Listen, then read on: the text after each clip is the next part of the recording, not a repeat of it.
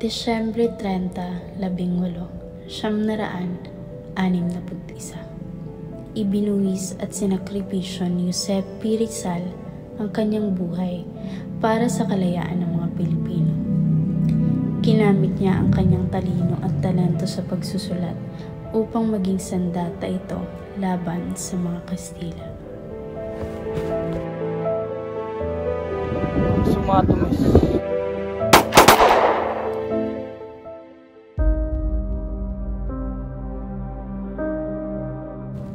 Hunyo 19, 1861, isinilang ang pang-7 anak, miyembro ng pamilyang Mercado, na pinamumunuan ni Francisco Rizal Mercado, E. Alejandro, at Teodora Alonza, E. Quintos. Ang kanilang anak na pinangalanang Jose Protasio Rizal, E. Mercado, ay may angking talino.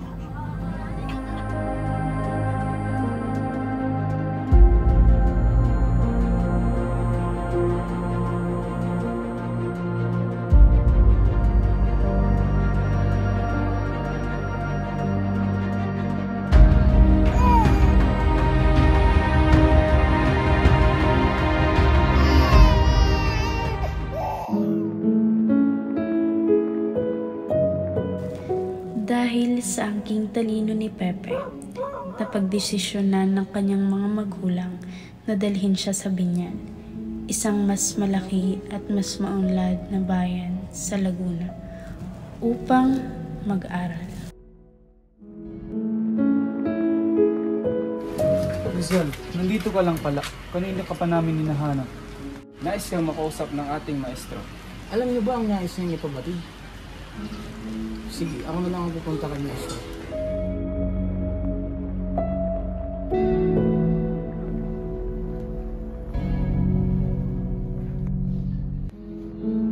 Rizal, halika rito. Ano pong yung nais niya pabatid, Guro?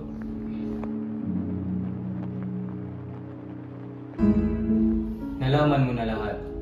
Ano pa ba ang di mo alam?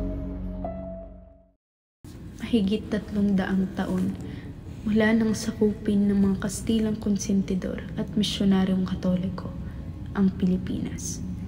Nagmistulang batas ang kanilang mga salita na sinusunod ng buong kapuluan.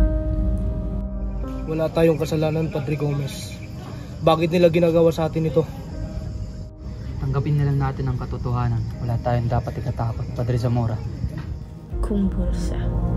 Ito ang tumutukoy sa 3 Pilipinong Katolikong pari, sila Mariano Gomez, Jose Burgos, at Jacinto Zamora.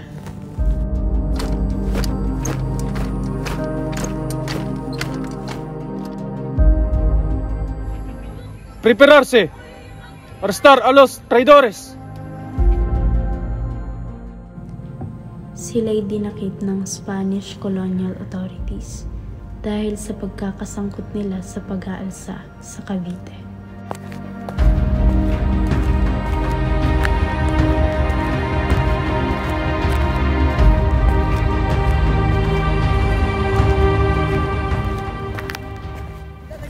Padre Gomez!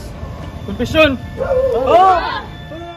Ang ating patutunguhan ay isang lugar na kung saan hindi kikilos ang mga daon na walang kupatsa ng ating mahal na Panginoong Diyos. Verdugo!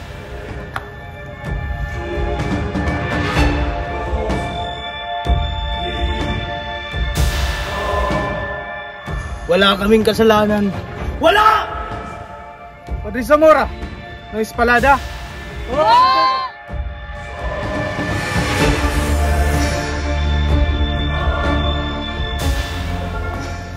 Padre Burgos! Any last words? Observante, El Garote, maghirap ang mga traidor at ere. Verdugo!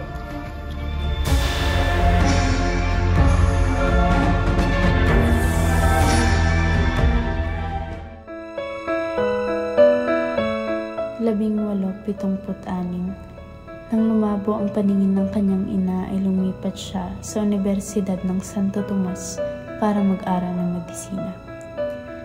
Bagamat na naig pa rin sa puso ni Rizal ang pagsusulat.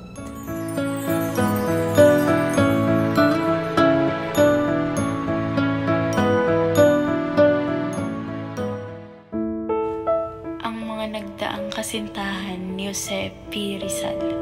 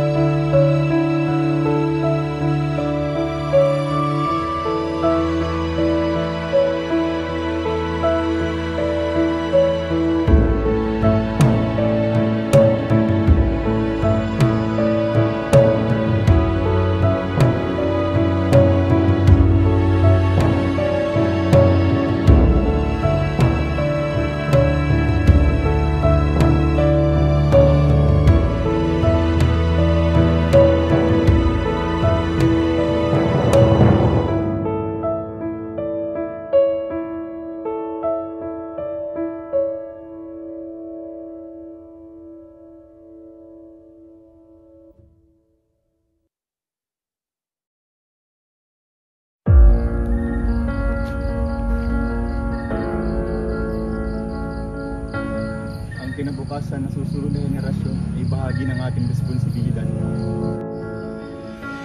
Tayong mga nauna, tayong mga lakas. Mga kasama, sabay-sabay nating punitin ang ating mga sedula. Punitin ang sedula! Mabuhay ang revolusyon! Mabuhay!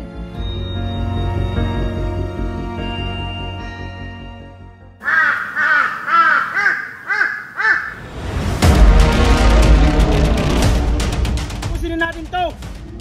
Sugod! Sugod! Para la guerra! Prisa!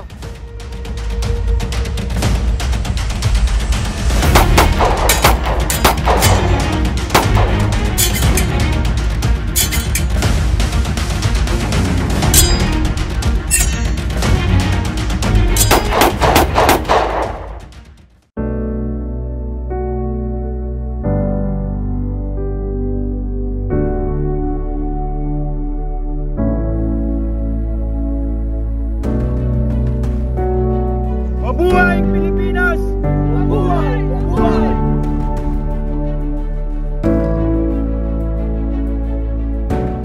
Itaas ang iyong malinis na noo sa araw na ito, kabataang Pilipino.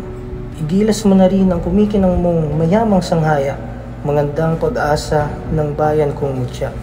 Makapangyarihang wanay lumilipad at binibigyan ka ng muring mataas na may tutulad ng ganap na lakas, mabilis na hangin sa kanyang paglipad, malinis na diwa sa likmuang hangad. Ang araw ng pagdakip kay Rizal.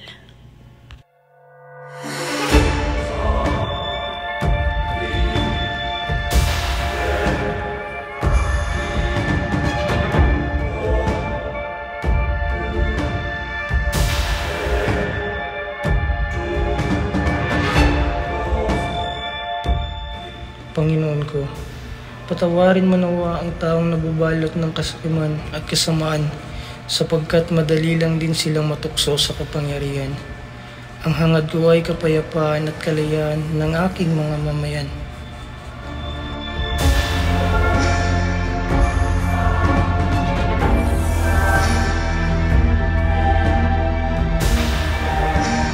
Consumatus.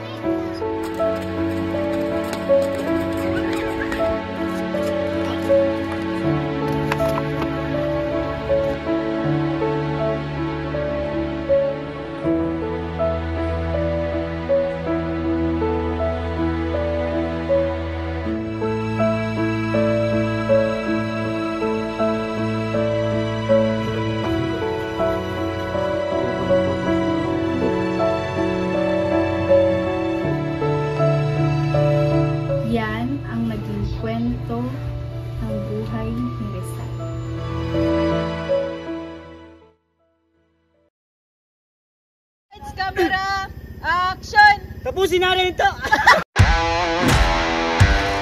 Nani mo na dyan,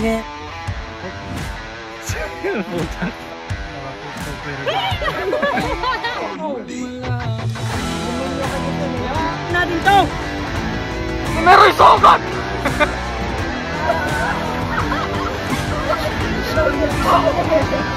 Hoy!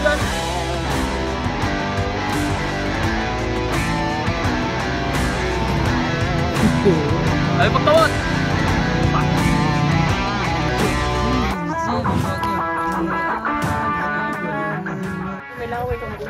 Atin tubig, minerals.